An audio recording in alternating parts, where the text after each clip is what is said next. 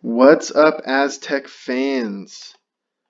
We are back. We're here to look at what Terrell Gomez is going to bring to San Diego State University. As always, we're going to start with the defense. Now, Terrell Gomez, his defense is not great for a number of reasons. His size, being foremost, is very concerning. He's only 5 feet 8 inches tall, so that's not great. And on top of that, some of what we're about to see has to do more with the team he was playing on and the system he was in. There is hope, but from what we've seen, it's not great. Now, Terrell Gomez is right here. He's in help. He's doing what he's supposed to do. Now, what he does here is good, right? He closes out on his guy. He's in great position right there. The ball gets put on the floor. He stays in front and draws the charge. Okay, you can see the ref right there call the charge. Terrell Gomez is going to want to do a lot of that for San Diego State because he's just not tall enough to contest most really anybody, honestly. So drawing charges will be good. He's shown a willingness to do it, although it doesn't happen much. Here, Terrell Gomez is here. Now, it's going to look like this guy's going to come screen him. So Terrell Gomez kind of gets out of position. And I've seen a lot of people on Twitter and Facebook talking about his quick feet. Well, here, his feet aren't that quick. He just gets blown by, gives up the alley-oop. It's not a good look. His quick feet aren't always that quick. Here he's about to get screened again, and this is one of the things that I'm most worried about. Here the screen is set. Terrell Gomez, with the way Cal State Northridge is playing defense, he needs to fight over this screen. And what happens is he got blown up by it a little bit. Look how far away he is from his guy, which puts a lot of pressure on his defensive big man. Next year, assuming there's a season next year, this will be Nathan Mensah. He's going to have to guard not only his guy, but also the guard coming off the screen. It takes Gomez a while to finally catch up and get in front of his guy. Here, it's the same exact play. Screen comes up, is set. Gomez needs to fight over it. Doesn't do a great job. Takes him a minute. Now, the guard here stops, and that allows Gomez to catch up in this case, but he just doesn't. In his last season, he didn't do a great job fighting over screens. Let's put it that way. Here, this is off ball, but it's the same thing. Gomez is going to get back screened here, and he struggles to fight through it. This could also be partially due maybe the guy behind him didn't call out the screen early enough, so he wasn't ready for it. Defense is tricky, but Gomez gets blown up, and it ends up giving up a layup. Look, this guy's wide open in the restricted section. Gomez is still trying to catch up, and that's that this guy is also probably at least 6 inches taller than Gomez, so it's going to be hard to contest even if he was in the right spot. Gives up the layup. It's not a good look. Now this clip does show that Gomez can have some potential. This is just an isolation situation, and look how well he stays in front. He stays in front, the guy gives the ball up, but now he loses his focus for a split second. His guy gets the ball, and he gets driven by, right?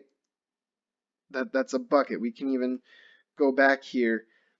A tiny little pump fake was all it took, and this guy Gomez is guarding is an inch shorter than he is. This guy's 5'7", and he was able to get even with Gomez there. And once the offensive player is even, it's advantage offense at that point. So these quick feet, I'm hearing a lot about. I haven't seen too much of it. Now, there is reason for hope, and that reason comes in a number of ways. But here, real quick, I just did a quick little study about the guards, really everybody, but in this case, it's just the guards that have transferred into San Diego State and how their defense improved, right? Here, we got the defensive player impact plus minus. Malachi Flynn at Washington State was a negative defensive player. He hurt his team. KJ Fagan was big time negative defensive player. He hurt his team. Devin Watson, negative player. He hurt his team. They come to San Diego State, they're all positive players.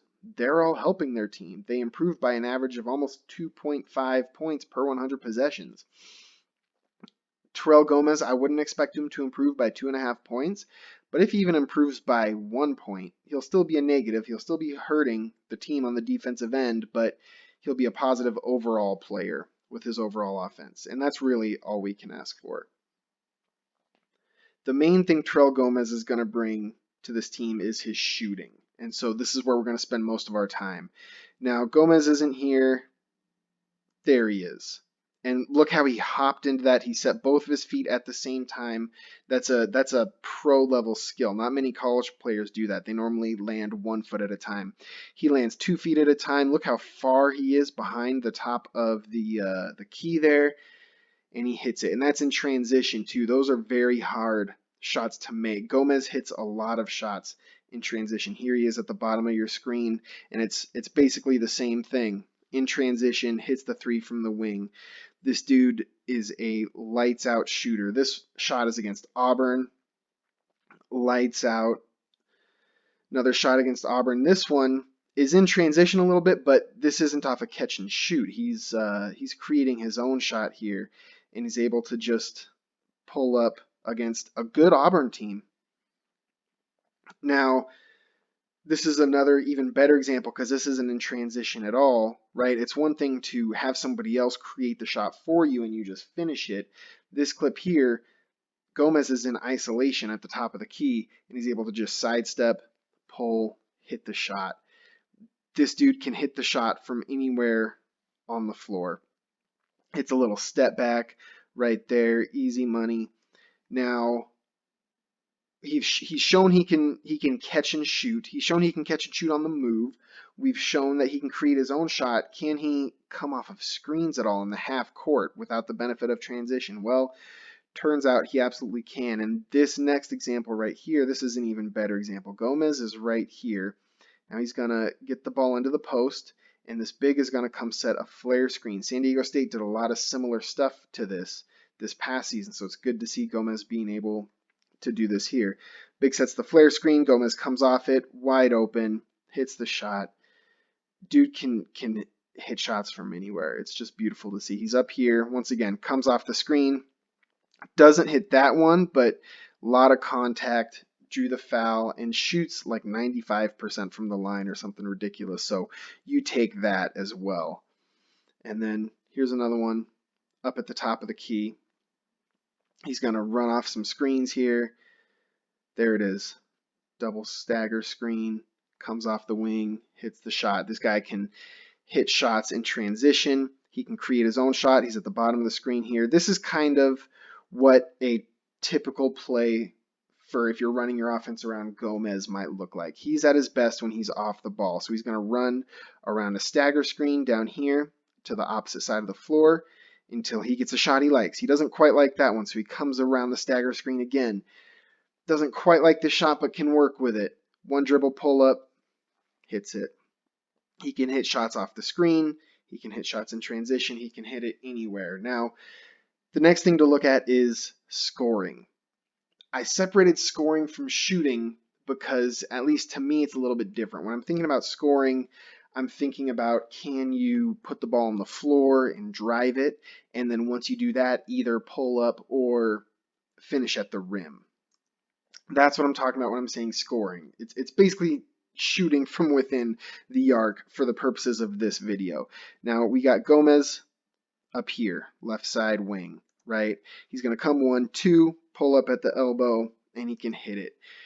If Gomez is going to drive, that's what we're going to see most of the time. We're going to see him take a couple dribbles and pull up around the elbow area or similar distances from the baseline, right? Like these 15-foot jumpers out here. He's not going to get to the rim very much because even though offensively he's pretty quick, the defender's legs are so much longer that it doesn't really matter. It's very hard for him to get completely by them. And even if he does, he can get his shot blocked at the rim from behind. So he's going to take a lot of mid-range shots. He's actually more efficient from the mid-range than he is from the rim, which is incredibly impressive. Now, that being said, there's another little step back, like I said, another 15-foot jumper. That's what most of it's going to be. That being said, he can finish at the rim. He puts on a nice little reverse there. We can go back and see it. He's out here on the baseline, drives baseline. Look, he's even with his guy. Like I said, once you're even, it's advantage offense. Now, Gomez, that might not be as true just because the size difference is so much, but he smartly uses the rim to help protect his shot, times it right so it doesn't get blocked, and is able to put it in. Here he is once again up here, top of the key, comes off the screen, gets the switch, attacks, and once again, it's a funky finish. He can't finish normally because the size difference is too much. He has to finish with his arm way out, extended to the side to make sure it can't get blocked, and it still almost did. He can finish. His game is definitely 15 feet and out, though. Most of what we see next season is going to be pull-ups, either from the mid-range or even more so from behind the arc. Most of his shots are from behind the three-point arc, over half of them. Now, playmaking is where I would like to see the most improvement. I think even more so than defense, because there's only so much defensive potential. Playmaking is, when I'm looking at this, I'm looking at playmaking for other players mostly, right? I don't think, I'm just gonna say it right up front, I don't think Terrell Gomez is a replacement for Malachi Flynn. It's not a player to player. It's how do I say it? It's not a direct replacement, right? He replaces the scoring, but not the role. Now, Gomez has shown some potential in the playmaking department. Here he is, gets the ball. He's going to come off the screen here, draw everybody's attention, make sure everybody's looking at him, do a simple little kick out for three. Okay, a guy like Matt Mitchell can feast on stuff like that, but that's a very simple pass to make, right? Here's another one. Now, honestly, he should have shot that, but he managed to come in, get four guys around him because he draws that much attention, kick it out to an open shooter who hits it. These are simple passes. Gomez can definitely make these.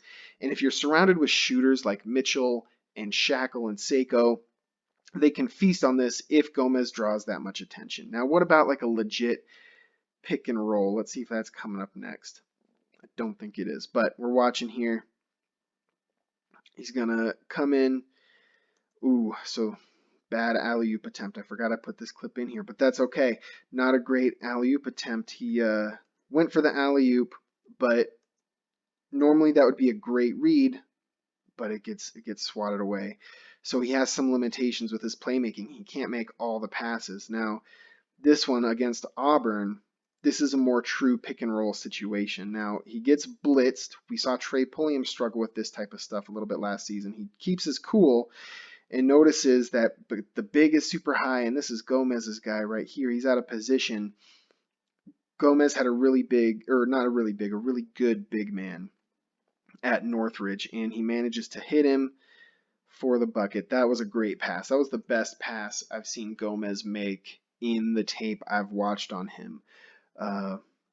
Playmaking is something Coach Dutcher has said he wants to see Gomez be better at. I am hopeful that Gomez can, with better teammates around him that he'll have at San Diego State, become a better playmaker. It's something I'm nervous about, though. The kid can shoot, the kid can score, average 19 points a game, but I'm worried about the defense and I'm worried about the playmaking. I think Gomez's best role is off the ball. Now, overall, I just put one more clip in here to kind of show what like a overall summary, right? So it starts on defense. Gomez is out here. We see him coming across now. The reason I put this in is look at where Gomez's guy is and look at where Gomez's eyes are, right? He's lost focus on defense, and I saw this happen quite a bit on tape. He's ball watching, right? Which isn't a great thing that you want your players to do.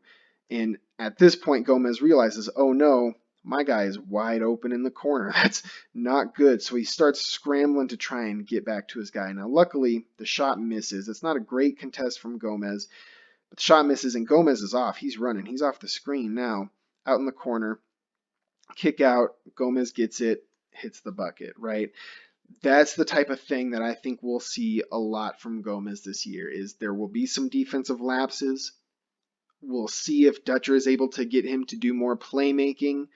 I think the defense will be better just based off of the other transfers that have come in. But there will be some lapses. We'll see if Dutcher can make the playmaking any better at all. And his most efficient role is as an off-ball shooter, really. So that's where the coaches will try and get Gomez a lot of opportunities. He was a much more efficient shooter than Flynn. Not much more efficient player, not more impactful player, but much more efficient shooter. So you want to give him those opportunities. That being said, this video has run a little bit long. Thank you guys so much for watching and listening to me ramble on here.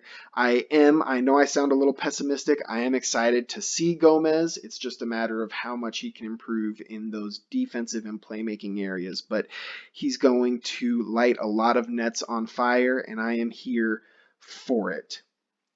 Be sure to like, follow, subscribe, all that stuff. I haven't done a podcast episode in a while, but check out the Aztec Breakdown podcast. Anywhere you can listen to podcasts, you can probably find it. Find me on Patreon, all the normal stuff. Thank you guys so much, and I will catch you next time.